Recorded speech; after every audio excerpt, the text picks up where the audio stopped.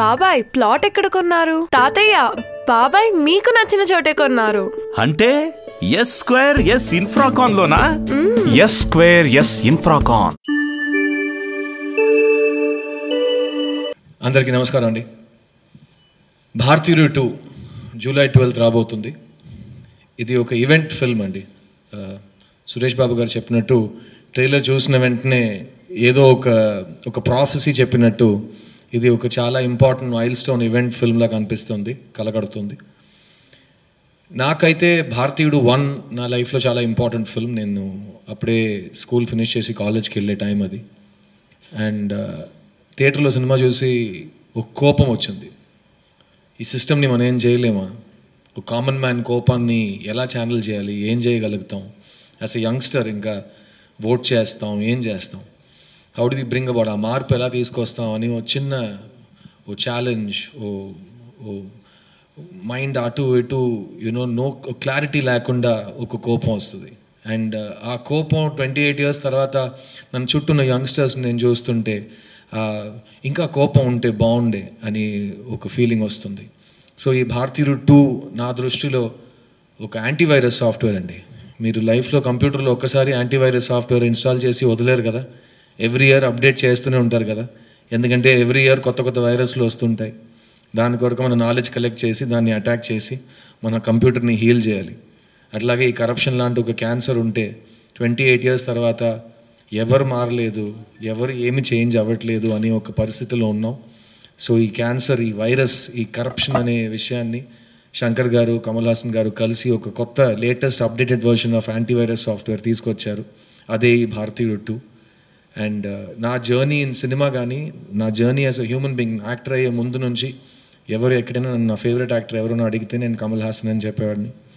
And Suresh Babu గారికి బాగా తెలుసు, నేను ఫస్ట్ సినిమా చేసినప్పటి నుంచి ఆయన దగ్గర ఇంద్రుడు చంద్రుడు గురించి చెప్పండి, షూటింగ్లో ఏం జరిగింది, రామనాయుడు గారు ఏం చెప్పారు, కమల్ గారికి ఆయనకి ఇంటరాక్షన్ ఎలా ఉంటుంది, ఆయన 2 roles ఎలా చేశారు, డబ్బింగ్ ఎలా చేశారు, ఇదంతా నేను ఒక 20 years బ్యాక్ నుంచి నేను డేటా కలెక్ట్ చేస్తున్నాను. ఎందుకంటే నా లైఫ్లో నా యాంబిషన్ అని చెప్పను, నా డ్రీమ్ అనేది ఒక మంచి స్టూడెంట్గా లైఫ్ లాంగ్, కెరియర్ లాంగ్ పనిచేయాలని.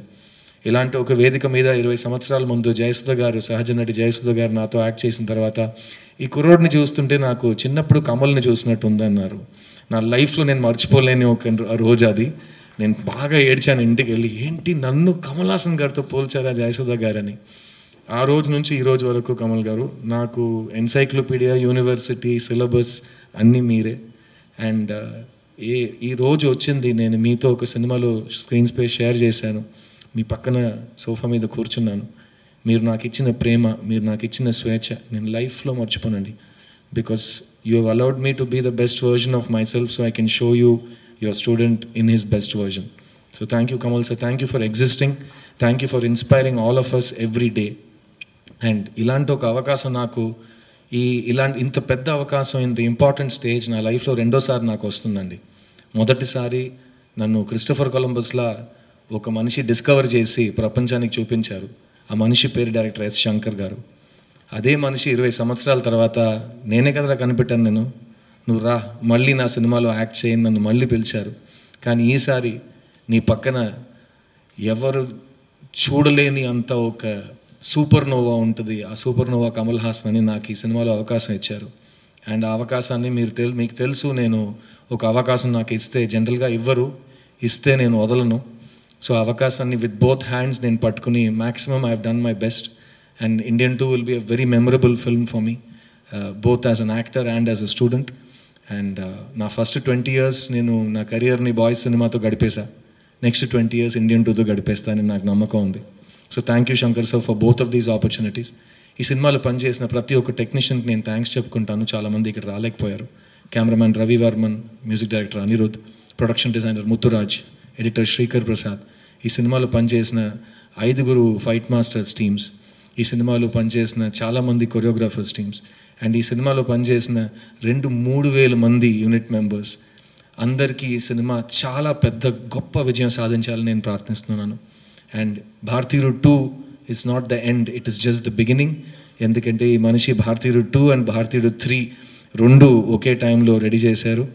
అండ్ సో 3 గురించి నేను ఇక్కడ మాట్లాడను, ఎందుకంటే 6 months తర్వాత ఆ ప్రెస్ మీట్లో కంటెంట్ తగ్గిపోతుంది నాకు.